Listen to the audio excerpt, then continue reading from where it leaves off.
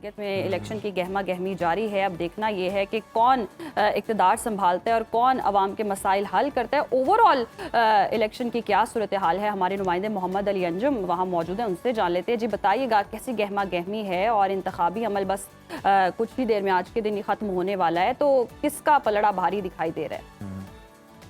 बिल्कुल 7 जून को गिलगित बल्तिस्तान में इंतखाबी दंगल सजने जा रहा है। तमाम सियासी जमातों ने तैयारी मुकम्मल कर ली है और जो कैंपेनिंग का वक्त है, जो इंतखाबी मुहिम का वक्त है, वो भी तकरीबन ख़त्म होने को है।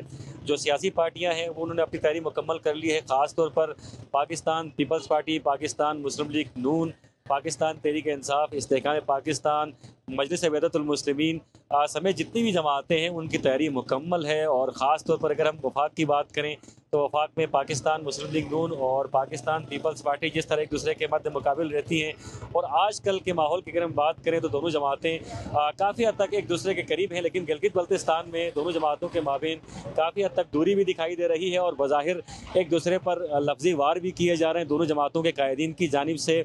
जो दोनों बड़ी जमातें हैं उनके कायदीन गिलगित बल्तिस्तान आए। बिलावल भुट्टो जरदारी साहब ने गिलगित बल्तिस्तान के मुख्तलिफ अजला में जलसों से खिताब किया और लफ्ज़ी जो जंग है वो भी जारी रही। और साथ साथ अगर हम मियाँ नवाज शरीफ साहब की बात करें जो कि पाकिस्तान मुस्लिम लीग नून के कायद हैं, वो भी गिलगित आए।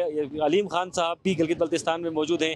बैरिस्टर गौहर साहब भी गिलगित बल्तिस्तान में मौजूद हैं। इस वक्त जो मुल्की लेवल की टॉप लीडरशिप है वो गिलगित बल्तिस्तान में मौजूद है और अपने उम्मीदवारों को जितवाने के लिए सरतोड़ कोशिशें की जा रही हैं। चूँकि गिलगित बल्तिस्तान में जो इंतखाबात हैं वफाक के साथ नहीं होते तो वफाक से वज़रा की एक बड़ी तादाद भी इंतखाबी अमल के दौरान गिलगित बल्तिस्तान आती है। मुख्तलिफ तरह के ऐलानात किए जाते हैं। बिलखुसूस अगर हम गिलगित बल्तिस्तान के सबसे बड़े मसले की इस वक्त बात करें तो लोड शेडिंग का मसला है। शेर स्कर्दू जहाँ इस वक्त मैं खड़ा हूँ GB 7 स्कर्दू 1 का ये हल्का है। यहाँ साबिक वज़ीर आला का भी ये हल्का इंतखाब रहा है। साबिक गवर्नर और मौजूदा गवर्नर का भी हल्का इंतखाब रहा है। सीनियर मिनिस्टर्स यहाँ से गुजरे हैं। तो इस हल्के की हम बात करें तो यहाँ 24 घंटों में से सिर्फ 2 घंटे बिजली आवाम को मिल रही है, जबकि पीने के साफ पानी के हसूल में शदीद परेशानियों का सामना है। इंफ्रास्ट्रक्चर की बात करें तो इंफ्रास्ट्रक्चर भी हौसला अफजा नहीं है।